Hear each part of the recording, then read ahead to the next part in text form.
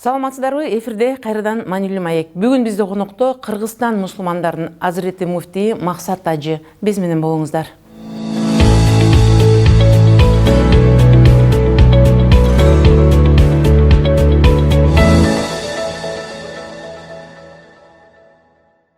Саламатсызбы, Максат мырза? Студиябызга куш келдиңиз. Биздин алгачкы сурообуз мына жакында эле биздин мамлекетте болуп өткөн руханий жибек жолу улуу гуманисттик салттар жана азыркы учурдун чакырыктары аттуу 3-чү эл аралык диний илимий конференциянын өтүшү жөнүндө коомчулукка азын улак айтып берсеңиз. Бисмиллахир-рахманир-рахим. Алхамдулилlah, вассалату вассаламу аля расулилля, амма ба'д. Биринчиден чакырганыңыздарга чоң рахмат. Экинчиден биздин телекөрүүчүлөргө, радио окуучулар баардыгына жылуу салам айтам. Жараткан Алла Тааланын тынчтыгы, мээрими, рахматы, берекеси болсун. Албетте сиз айткандай азыркы сентябрдын 12-синен 14-нө чейин өзү 13-үндө 3-чү эл аралык ошо диний илимий конференция өттү. Руханий жибек жолу деп. Бул өзү биринчиден мурдагы жылы Кытайда өткөн эле, Урумчида. Ислам ортолук дин деп ушундай. Ал жерде жакшы болду. Өзү мына жибек жолуда жайгашкан мамлекеттерге өзгөчө карасак Ханафи мазхабта экен да. Ушу Ханафи мазхабты ушу жандандыруу максатында көтөрүлгөн маселе болчу. Былтыр болсо Орусияда булар болсо Казан шаарында өткөрүштү. Андан кийин мына ушу бизге ошо кыргыз элине насип кылган экен. Алар ушу сунуштагандан биз өзүбүз алдык. Алып мынакей жакшы бир жогорку деңгээлде деп айта алсак болот. Өздөрүнүн баалаганы биз өзүбүздү мактай бербейли. Жакшы өттү. Бул конференцияда эң бир өзгөчөлүгү болуп, максаттарына токтолуп кетсеңиз. Бул жерде азыр биринчиден Кытайдын Кытай элинин ошол жерде муфтиси, Россиянын муфтиси, анан Орто Азиянын, Өзбекстан, Тажикстан, Казакстан эч биз топтоло албай аткан элек да. Акыркы учурларда мына ушулар топтолду. Бул жердеги азыркы биз айтып атканыбыз, билесиз, ар бир элдин өзүнүн салты бар. Ошол салты канчалык биздин исламдын талаптарына дал келет. Ошо бул биринчиси, экинчиси ушул жерден эле экстремизм. Буну алдына ала, ошого карап туруп күрөшүү максатында. Азыр эч кимге жашыруун эмес, ааламда ошо бири-бирин коркуткан, үркүткөн, ушундай кан төгүүнүн ушундай бир доору келатат, жала жапкан ушулардын баардыгына ислам дини кандай деп бул чакырыктарга жооп берет. Деп бул жерде 3 темада, эң чоң темада маселелер каралган да. Биринчи диний экстремизмди алдын алуу жана аны чечүүнүн жолдору болгон. Экинчиден мына дин кызматкерлердин бүгүнкү күнү ошо мамлекетке кошкон салымы, алардын орду, социалдык кызматы кандай. Бул экинчи максаты болгон. Ал эми үчүнчү болсо диний адабияттардын экспертизасын. Ошо жакшыртуу боюнча. Себеп дегенде диний адабияттын экспертизасы биз мына азыр эгемендик болгонубузга мына 91-жылдан эми 27 жыл болуп атат. Буга диний адабияттар мына эми такшалып келатат. Ошол эле кезде караштырып, туура эмес багытта бизди мазхабка каршы жакта бир үгүттөп койбойбу экен. Ушул нерселердин баарын жакшыртуу максатында ушу 3 темада өткөн. Кудай кааласа булун баардыгы жакшы жыйынтыктуу өтүп, биздин дагы мына жактагы диний дагы кызматкерлерибиз, эксперттер дагы 10-чу бөлүмдөн ошондой эле мына жердеги чет мамлекеттен келген окумуштуулар, профессорлор, ошолор эксперттер, ушулардын баардыгы катышып, өздөрүнүн акыл насааттарын айтып, сунуштарын айтып, акыры резолюция кабыл алганбыз. Ошонун үстүнөн бир иштейли деп, баардык мамлекеттерге бирдей болсун деп. Баары жемиштүү болду. Негизгиси ушу 3 тема болду да. Максаты ушу. Бул конференция өз максатына жетти, бизде өткөндүгү боюнча. Андан кийинки сурообуз бул ажыга сапар. Бул коомчулуктун абдан бүйүрүн кызыккан темалардын бири. Ушу ажыга сапар тартуунун жолдору, жол жоболору кандай? Кандай кишилер ажыга барып, ошол ажы болуп келет? Же болбосо ошол биз Кудайдын бир ыйык деп айтылган жерге барып, башын ийип тазим кылып келе алат. Негизги эле жолдору кандай? Азыр мынакей өзү коргоо кеңешинин чечими бар эле. Коргоо кеңеши 2014-жылы 3-февралда коргоо кеңешинин чечими бар эле. Ошол жерде ачык айкындуулук жана ошол ажыларга жакшы кызмат көрсөтүү, биздин ажыларыбыз дагы ошол эл аралык ошол эмеде аренада ушундай кандай десем жакшы деңгээлде уюштурууга жетүү максатында мына Кудайга шүгүр азыр акыркы жылдары жылдан жылга оңолуп келатат. Мына ажыларыбыздын өздөрүнөн дагы мындай жеке арызды да жада калса уга элекпиз. Быйыл мына январь айында барып 5485 квота беришкен. Бизде өзү 4,5 миң эле квота бар болчу. жыл сайын суранат эле кошумча квота деп. Бирок ошол жерде атайы алар болсо ушу биздин мурунку 2014, 15, 16 кылган иштерибиздин жыйынтыгында жыл сайын алкыш алып аттык. 2016 жылы эң мыкты ажылыкты уюштурду деген ажылык министрлигинен, Саудия Арабия башчылыгынын ажылык министрлигинен алкыш алдык. Мактоо баракчаларын жакшы. Ошентип мына быйыл, то есть мына 2018 январда булар бизге 900 квота кошуп, 5485 квота мына берилди. Аны ушу учурда биз жакшы ийгиликтерге кандай кошулдук? Бул жерде каттоо, электронный каттоо болуп, бардыгы живой онлайн системасы менен. Анан кийин квоталарды бөлгөндө дагы ушул айыл өкмөтүнө чейин биздеги ушу кишинин санына на душу населения деп коебуз го, ошого чейин бөлүп бердик статистикага карап туруп. Бир ай каттоонун ичинде 6000ден ашык адам катталып кетти. Ушунчалык ажылыкка кызыктар. Анан кийин окутуу системасын ажыларыбыз жөн эле барып келбей, бул жактан ошол ажы башчыларга бергенде 49 адамдан ар бир ажы башчыларды окутту. Аябай жакшы, бул жерде мондай, бул жерде мондай зыяраттар бар, бул жерде мону айтыш керек, bundan кийин буну кылыш керек, бул фарыз болот, бул важип болот, бунун максаты мындай, мынчанчы күнү мынчанчада мындай болобуз. Ошол жерде коопсуздук, жол эрежелери, саламаттык сактоо маселелеринин баардыгы ушул жерде өзүнө камтыган жакшы неме болду. Атайы биздеги межведомственный комиссия деп коебуз, ведомство аралык комиссия түзүлдү. Эң биринчиден эле буга мына биздин госкомиссиядан, УКМКдан, биздин МВДдан, биздин пограничный, мына ГРСтен ушунун баардыгынан топтоп туруп атайы буга ушундай бир комиссия түзгөнбүз. Мына ушу комиссия баардык конкурстарды өткөрүп, баардык убакыттарды дайындап, мисалы качан ушу счетто ачабыз, счетто дагы ушу РСК банк менен неме кылып, ажыларыбыз бүгүн жүрөгү тынч. Биздин да жүрөгүбүз тынч. Эмне үчүн? Бирөө-бирөөгө виза сатуу деген жок. Бирөө-бирөөнүн акысын алып койду, жеп койду деген жок. Тааныш билиш менен өткөзүп бирди деген таптакыр жоюлду. Мындай жок. Анткени баары онлайн система, баардык катталат, өзү менен өтүп кете берет. Эгерде ошол жерден эле кокус бир ооруп же бир нерсе башка бир кырсык менен эле барбай калса, андан алдыңкылар көтөрүлөт. Мындай чыкканда живой список болуп калды да. Ушундан улам бул жактагы жакшы иштер болуп, анан мына июлдун 24-үндө ушул учак башталды. Бул жерден 300 түз учак менен учушту бардыгы. Мединага жарымы, Меккеге жарымы бардыгы учуп, ал жактан жакшы гостиницалар, ал жактан мына жерде 16 дарыгер алганбыз. Булардын бардыгын ошо биздин Минздрав өздөрү тандап, биздин талабыбыз эле терапевт болсун, бул дагы бир нерсе болсун, мындай болсун, мынча аял, мынча эркек болсун деп биздин талаптарыбыз.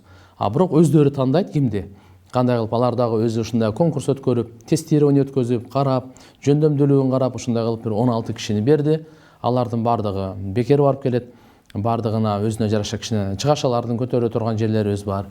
Ошентип барып жакшы, алар дагы абдан жакшы кызмат кылышты. 24 саат ден соолуктарын карап, гостиницалар Пайгамбарыбыз мечитине жакын, 2 маал ысык тамак, 24 саат чайы дегендей.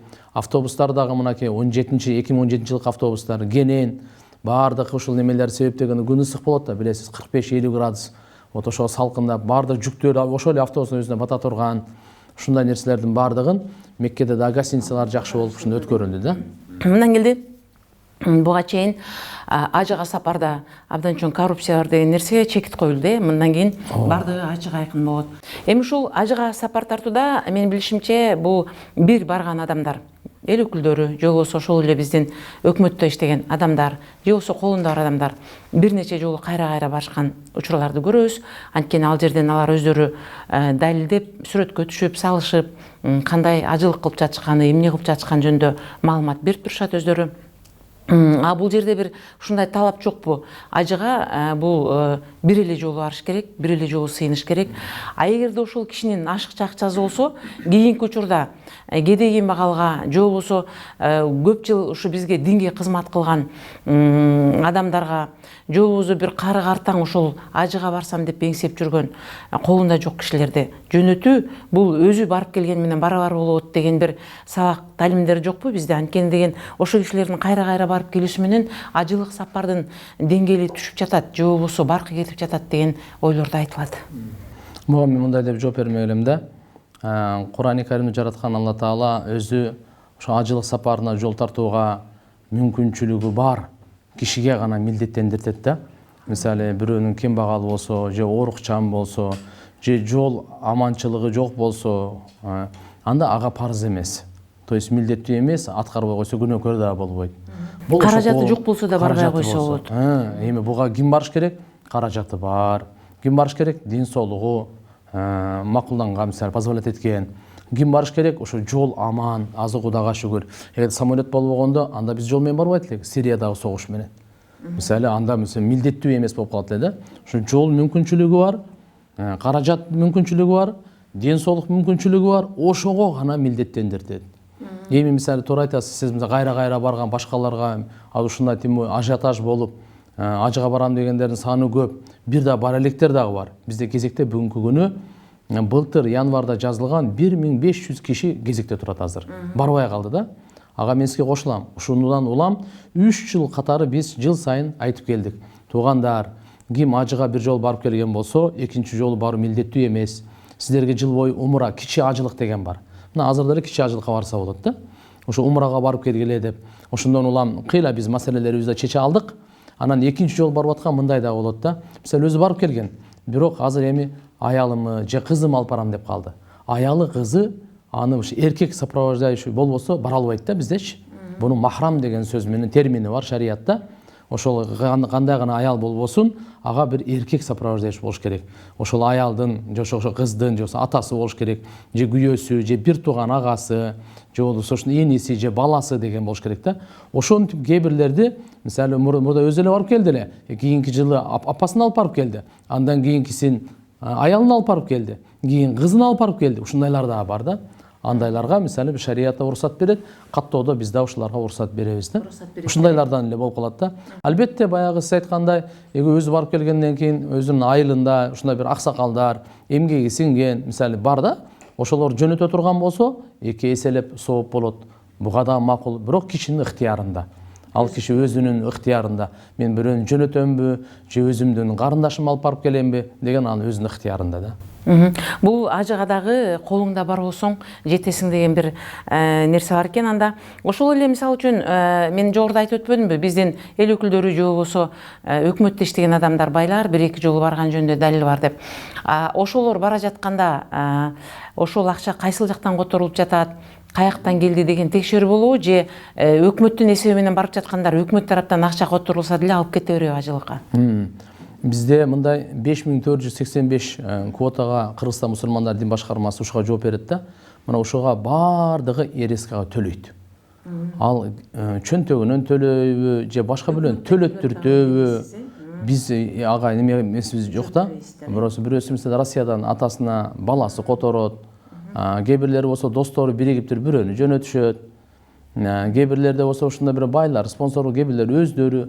Кыскасы биз нар жактан булардын булагын, финансовый булак каяктан алып келип төгүп атат, ага териштирген укугубуз дагы жок. Анан бизге ошо адам катталгандан кийин ошол өзүнүн акчасын төлөмүн төлөсө болду. Биз ушуга гана жооп беребиз.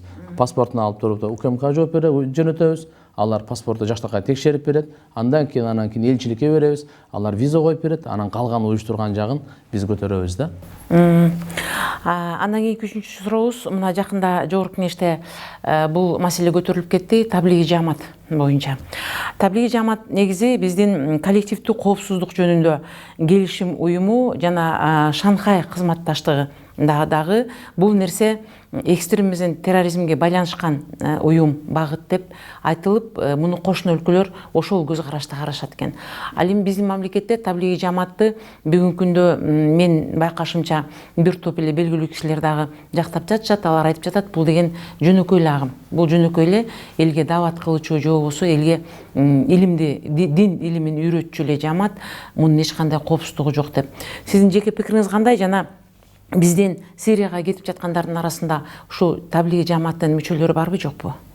Өтө жакшы суроо бердиңиз, актуалдуу суроо. Бүгүнкү күнү туура айттыңыз. Биринчи карашыбыз керек, мынакей таблиги жамаат деп. Бул кандай, эмне деген жамаат? Таблиг деген бул жеткирүү деген. Жамаат деген бир топ бир топ 3 кишиден жогоркусун айтат да. Бул мына кийин ат коюлуп эле калбаса, атак ар бир мусулмандын мойнунда жакшы иштерди кылып, жакшы ишке чакыруу. Жаман иштерден өзү да тыйылып, башкаларды да тыюу. Бул исламдын чакырыгы. Ар бир диндин өзүнүн чакырыгы менен ошо дин сакталат жана дин ошо дини бекемделет. Христиан дини өзүнүн чакырыгы менен, иудеизм өзүнүн чакырыгы менен, исламдын дагы өзүнүн чакырыгы бар. Пайгамбарыбыз Мухаммад алейхиссалам дагы адамдарды ушул жаман нерселерди токтотуп жакшылыкка чакырган. Ошо пайгамбарыбыздын жеткирген аманатын, Кудай Алла Таалам ушундай берген, ушундай мүмкүнчүлүк аманаттар жеткирген аты таблих деп коет. Буларды эми карап туруп таблих жамаат деп, мындай экстремисттик уюм деп кайсы негизде кылгандары өздөрүнүн мамлекетине, себеп ар мамлекеттердин мыйзамдары ар кандай. Кыргызстандыкы менен мисалы Казакстан, Өзбекстандыкы дал келбейт. Көпчүлүк эле мыйзамдарыбыз. Бизде карашыбыз керек, мындан мамлекетибизге пайда болуп атабы же жокпу? Мен билгенде мына 93-жылдан бери 25 жыл өмүр сүргөндөн ушу таблиги жамааттан канча деген адам бул жерге эмне үчүн даватка чыгышат? Өзүн оңдош үчүн чыгат. Мен ушу жаман сыпаттарым кетсе экен, көп сөгүнө берем, алдаймын, уурулугум бар, арак ичип алам, казиного отурам, ата-энем какшатам. Ушуларым калса экен, анан көрө имандын жолуна түшөйүн, жакшы жолго түшөйүн, таза жолго түшөйүн. Ушундай бир адамдын жолуна түшөйүнчү, бир шайтандын жолунда жашай бербей деп ушундай кылып чыккандардан негизи өзүн оңдош үчүн чыгат. Бул бир катталган, жоксо сиз келиң, сиз кетиңиз, андай нерсе жок. Ар бир мусулмандын өзү жеке милдети болот. Ошого чыгып, анан кийин аз болсо да кичине динин үйрөнүп, бир 2-3 күн чыгып, өзүнүн руханий жан азыгын алып, руханий эс алып дегендей, ушул жерде биринчиси ушу ла иляха иллаллах Мухаммаду Расулуллах. Андан кийин ушу намазды окуганды үйрөнүп, даарат алганды, билим алып керек, сөз Алла Тааланы эстеп дегендей. Ошол эле кезде мусулмандардын укуктарды, ата-эненин, аял бала чакасынын, кошуна колон досторунун укуктары, ихластуулук, анан жакшылыктарды жайылтуу, жамандыктарды жоюу. Мына ушунун аты даават, ушунун аты таблих деп коюшат. Эми ушул жерде 25 жылда карасак, бир дагы саясий иштерге, мамлекеттин түзүмүнө каршы чыккан факт жок экен. Сирияга кеткен да факт. Сирияга кеткен да факт жок экен. Бир дагы. Анан бир күндө мен бир жерде суроону жооп бердим эле. Сирияга кетип аткандар эми кандай болуп, мечиттен вербовка кылып кетип атышат го деген суроону беришти эле бир күндө Спутник радиосунда, эмесинде да, телеканал. Ал жерде айткан, бир айткылачы мага ошо кайсыл мечитте мисалы вербовка болуп кетти. Андай жок. Балардын баардыгы эң негизгиси эле мына интернет деген биздеги ушундай бир бале болду. Туура жакшылыкка иштетсек жакшылык эле. Бирок ушул жерден көбүнчө ушул жерден алданып, бир дагы медресеге келген, медресени бүткөн, билимдүү, же болбосо мечиттеги жума намазга такай каттап ушу имамдын сөзүн уккан киши болсо дагы Сирияга барбайт эле да. Карасаңыз алар каяктан чыккан, эмне чыкканы белгисиз. Ошондуктан иншалла ал жакта мисалы барган немелерибиз жок да. Ошон үчүн анан мен мына мамлекеттин пайдасына деп атканым, карап туруп мисалы мамлекетибиздин туруктуулугуна Ханафи мазхабты жайылтууда, экстремизмге каршы күрөшүүдө бүгүнкү күнү бизде бул даават таблих жамааттан таасирлүү нерсе жок да. Эмне үчүн? Биз өзүбүздүн Ханафи мазхабты канчалык тезирээк жайылтып алсак, ошончолук экстремизмге жол жок болот. Ошончолук ошолор сыртка чыгып мисалы эме кылып туруп, азыркында Сирия согуш барбайт. Мына демек экстремизмге каршы күрөшүүнүн эң күчтүү жолу деп эсептеймин да. Болбосо мына экөөбүз сүйлөп атабыз, радио, ал менен болбойт. Качан биз элибизди кыдырып, аралашып, көрүп билсек, анан бирден отуруп түшүндүрүп, жакындамалашып, аны жакшынакай бир мечитке тартып, үй бүлө бала чаканын маанисин берип, патриоттук сезимди ойготуп, мына ал нерсе бөлөк. Ошого мына иштеп турат. Мындан келди, сиз деген бул таблиги жамааттын алып барган иштерин колдойсуз. Бул жерде ушу бир биз көрөрмандарга да сиздин келгениңиз жөнүндө айтканда, алар тараптан ушул темада келген суроо бар экен. Мен Каракол шаарынан экен. Мунун аты Максат экен. Бул айтат, мен билгени дейт, сизди мындан бир топ жыл мурда сиз ушул таблиги жамааттын мүчөсү болчусуз дейт. Сиз ушул боюнча бизге деген сабак өтүп, өзүңүздүн кеп кеңешиңизди айтчу элеңиз дейт. Бирок кийинки учурда бир сизге журналисттер суроо бергенде, жок, мен ал таблиги жамааттын мүчөсү эмесмин деп өз пикириңизди айттыңыз эле. Бүгүнкү күндө сизди кандай таанысак болот дейт. Өтө жакшы суроо бериптир. Таблиги жамааттын мүчөсү элеңиз деп, ал өзүнүн ою. Бул бир уюм эмес. Бул бир кыймыл эмес. Бул бир бардык мусулмандардын мойнундагы болгон чоң милдет. Мен түшүндүрө алдымбы? Экинчиден болсо, бул жердеги азыркындай бир мүчө болгонго ол катталган, бир өзүнчө бир корочкасы бар, же болбосо мындай болгон, мындай эмес. Ар бир мусулман. Мен мисалы эмне кылам азыр? Курандын тафсирин жазып атам. Курандын тафсирлерин жамааты деп атап коёт. Мисалы, азан айтса азанчылардын жамааты, намазы имам болсо имамдардын жамааты. Мындай болбойт. Артык мусулмандын өзүнүн баягындай андай кылбайт. Бул мусулмандардыкы эле мындай. Демек, бул баардык мусулмандардын эмесине болгондон мен таблиғ жамааттын мүчөсү дегенде, андай мүчө деген жок менде.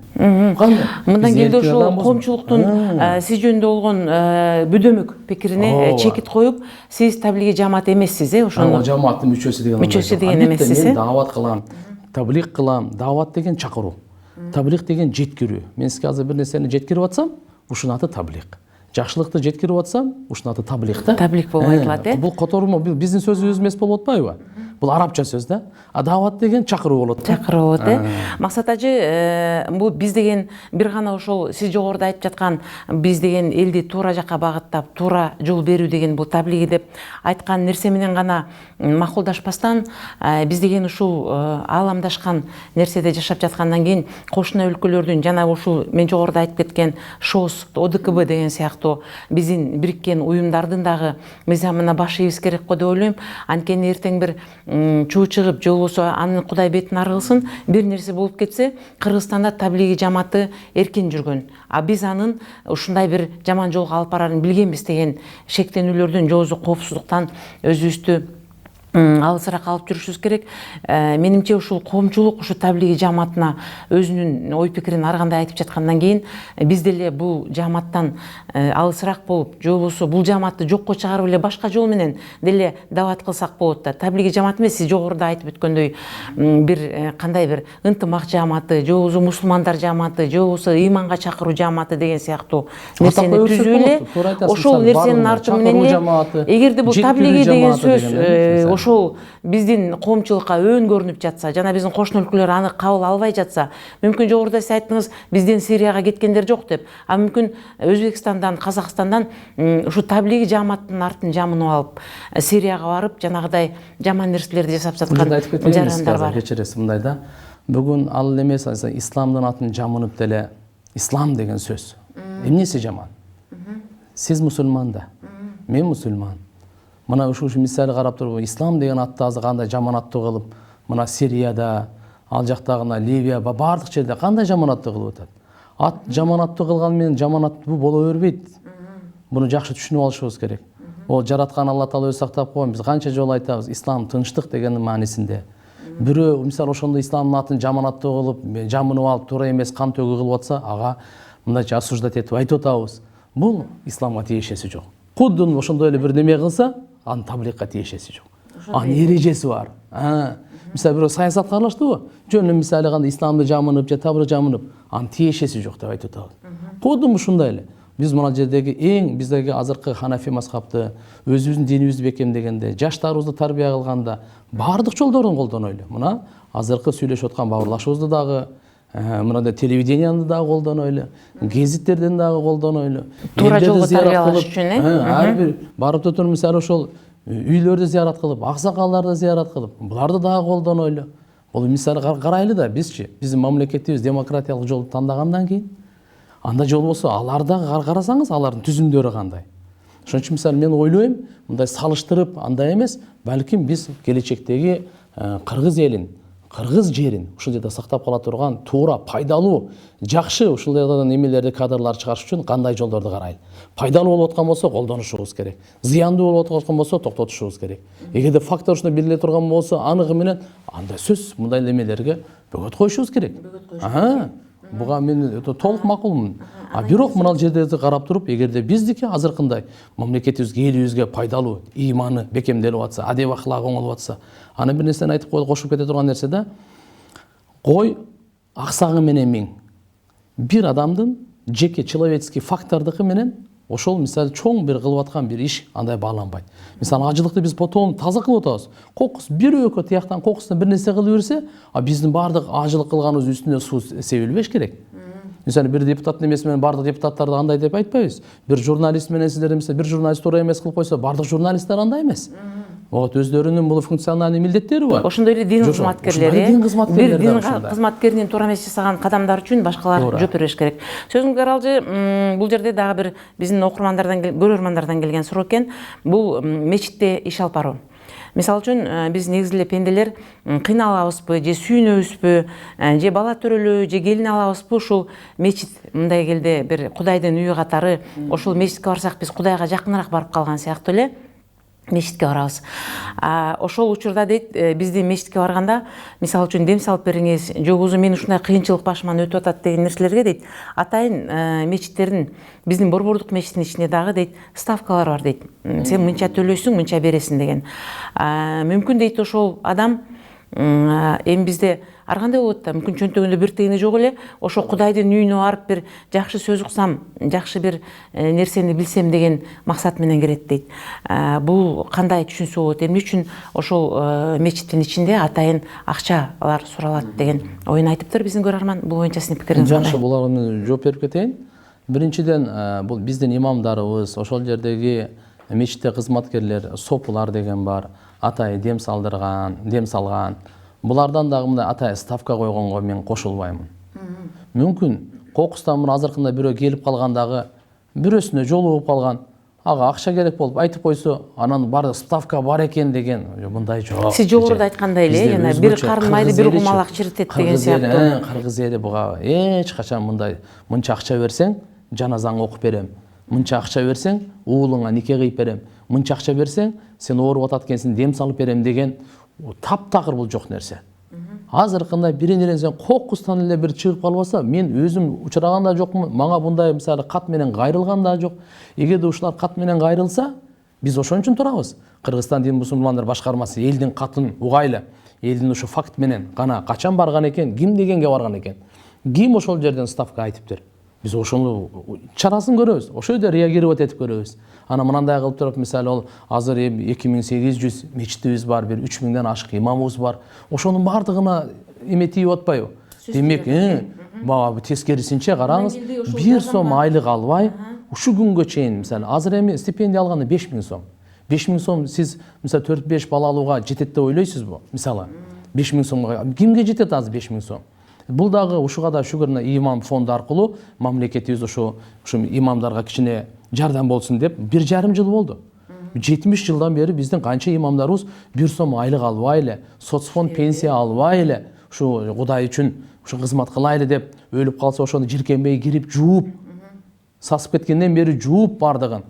Ажырашып кеткендерди кайра баштарын бириктирип, кой, балаңар бар, 2 балаңар, 3 балаңар бар деп. Соопчулук иштерин жасап жатышат, Соопчулуктарын айтып, ал жагында айтыш керек. Мындан келди, бизден ошол бир муктаж кишилер мечитке кирсе, анын акчасына карабай, эч нерсесине карабай эле, бай кедейлигине карабай, ошол дин кызматчысы тез караш керек.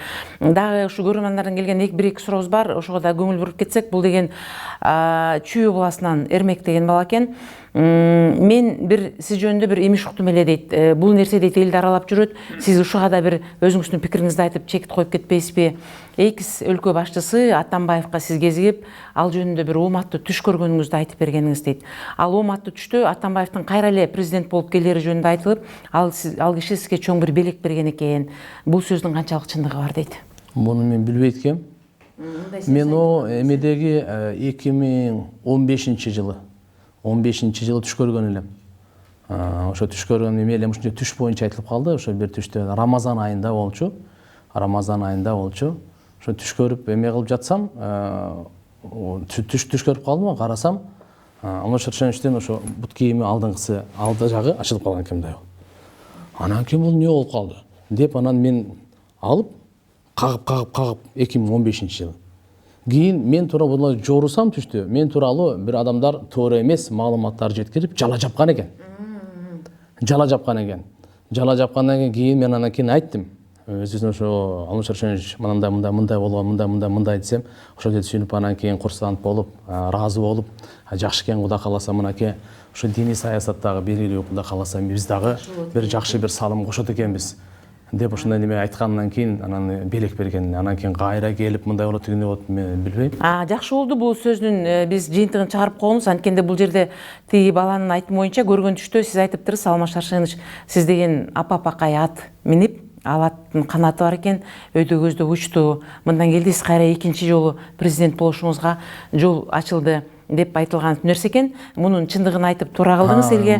Бул мындан да апа көбөйө бермек. канаттуу Мындан андайлар да көбөйө айтылган бермек. эмес да. Андан кийинки биздин көрүүчүбүздүн суроосу мындай да, бул нерсеге мен дагы кошулуп кетет элем. Айт намаз күндөрү, ошо Кудайдын ой күндөрү биздин ушу аянтчага келип элдер айт намазга жыгылышат, Кудайдан көп жакшы нерсени тилейт. Бул бир абдан жакшы көрүнүш. Ал адамдардын саны жылдан жылга көбөйүп баратканы да жакшы. Ошол учурда кетип жатканда алардын бардыгы ушул муфтий катары сизге тазим кылып, сиздин колуңузду өп кетишет да. Бул сизге чейин эле болуп келген. Раматылык Мурат Алажыда дагы, андан кийин дагы болуп келген. Негизи Куранда айтылгандай, негизи бизди үйрөткөндөй, биз бир гана Кудайга башыбыз тийип, Кудайга тазим кылып, Кудайга ибадат көрсөтүшүбүз керек. Эмне үчүн ушул нерсени жокко чыгарып салбайсыңар? Бул муфтий деген Кудай эмес да деген. Албетте. Өзүнүн ойлорун айтылыптыр. Чындыгында эле сиз дагы жооп берип коеюн. Кудай эмес. Ушул нерсени элге, коомчулукка өн көрүнүп жаткандан кийин жокко чыгарып салсак болбойбу дейт. Жокко чыгарсак болот. Бул жерде баягы коомчулукту мындайда жүрөгүн да оорутпаш керек. Бирөө сиз менен учурашайын деп келсе, бул жакты мынтип карап койсоңуз, сизге кандай калат? Бул жерде учураш жөнүндө эмес, сиздин колуңузду өпкөндүгү жөнүндө жана тазим кылышкан жөнүндө айтылып жатат. Мисалы мындай да, бул жерде апаңыздын колун өпсөңүз, бул сизге Кудай эмес. Атаңыздын колун өпсөңүз, бул сизге Кудай эмес. Жолдошуңузду жакшы көрүп колун өп койсоңуз, сизге Кудай эмес. Балаңызды жакшы көрүп колун өп койсоңуз, сизге Кудай эмес. Аялыңыздын колун өп койсоңуз жакшы көрүп, бул сизге ынтымак, бакыт эле алып келиши мүмкүн. Бул сизге Кудай эмес. Кудум ушундай эле аалымдардын мисалы колун өп койсо, бул Кудай эмес. Бул ортодо мухаббат сыйын эле көрсөткөн, динге болгон мухаббатын гана көрсөткөн деп эсептелет. Бир. Экинчиден, мен да мисалы мындайга биз өзү ыраа көрбөйбүз. Биздин колубузду бир өпсүн депчи, тооба кылдым. Биз таптакыр кол өбөйнөн да биз кол тартып алабыз. Мисалы, мында баардыгына колдорду мында бери христиандарда немелер бар, колун өптүргөн. Бизде андан алыспыз. Биз Кудайга шүгүр, андайга эч качан барбайбыз, андайга үгүттөбөйбүз дагы. Бирок экинчиден тигин суроосуна мен так жооп берип коеюн. Мисалы бирөөнүн колун өп кое турган болсо, аны Кудай кылды, аны тазим кылды деген маанини билдирбейт. Түшүндүңүзбү? Мындан келди бул нерсе жөнөкөй эле бир албетте. Ата-эне мисал келтирип сый көрсөтүү же болбосо бул бир урматтоо деген нерсени эле чектикен. Максат мырза, мына бүгүн биздин сөзүбүздү аяктап жатып, биз эми саясатчылар келсе элге бир жакшы тилегиңизди айтып кетиңиз деп айтпайбыз. Анткени саясатчылар деген бүгүнкү күндө чырдын ордону, алар деген көп бир олуттуу маселелерди чечип жатат. Ушул мен жогоруда айтып өттүм, элдер мечитке барганда да ушу Кудайдын үйүнө баргандай Кудайга жакынчылыкты сезет деп. Биздин студия аркылуу биздин бүгүн бир элге бир жакшы тилек каалооңузду айтып кетсеңиз. Мен эки сөз айтып кетер элем. Биринчиден сиздерге чоң рахмат. Ошо үнүбүздү элге жеткиргениңиздерге. Экинчиден элибизге айтат элем. Келиңиздер жарылбайлы, бөлүнбөйлү, бир болойлу, бүтүн болойлу. Бул жер бул үчүн биз эки нерсени кылайлы. Бири-бирибизге чын жүрөктөн жылуу саламыбызды аябайлы. Экинчиден бири-бирибизге жала жаппайлы. Биз качан ушу эки нерсени бекем кармасак, Кудай кааласа өнүгөбүз, өсөбүз. Ортобузда бир аз ылдыйодо болгон, ал ата-энебизде деле көргөнбүз, бир туугандарыбызда деле көргөнбүз. Кичине ылдыйодо болот, ал жоюлуп эле кетет. Ошондуктан жаралгандын баардыгын сыйлап, жаратканга гана сыйынайлы.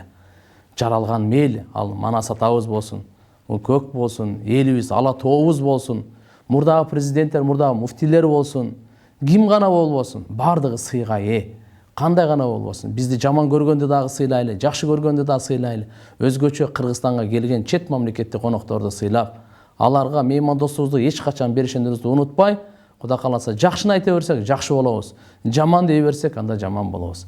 Алла Таалам ушу кыргыз элин, Алла Таалам ар кандай жамандыктан сактап, мына эгемендүүлүгүбүз жакында эле өттү. Алла Таалам ушул эгемендүүлүгүбүздү, эркиндигибизди түбөлүктүү кылсын дейт элем.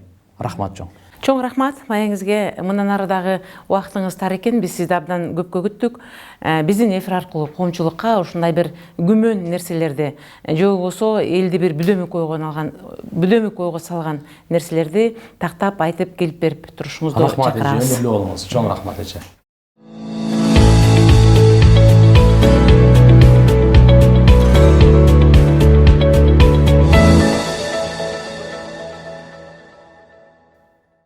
Ушуну менен маанилүү маегибиз соңуна чыкты. Сиздерге бүгүн Кыргызстан мусулмандардын азыретти Максат Ажы келип маек куруп берди. Берүүнү мен Үмүт Мукамбетова алып бардым. Кайрадан кезишкенче саламатта болуңуздар.